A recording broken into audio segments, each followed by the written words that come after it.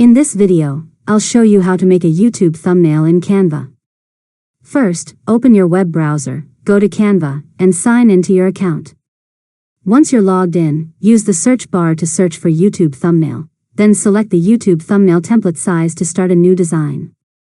Next, choose a template if you want a quick starting point, or begin with a blank canvas. Replace the default text with your own title and keep it short, bold, and easy to read. Now, upload your own photos by clicking Uploads, or add images, icons, and graphics from the Elements tab.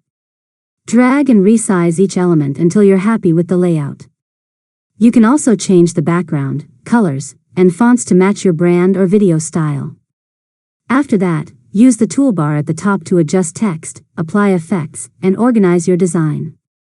Make sure your thumbnail is clean, eye-catching, and easy to understand, even at a small size. Finally, click the Share button, then select Download. Choose PNG for the best image quality, and save the thumbnail to your device. You can now upload it to your YouTube video. And that's it. You've successfully learned how to make a YouTube thumbnail in Canva. If you found this tutorial helpful, make sure to subscribe to Learn Mode Lab for more tutorials.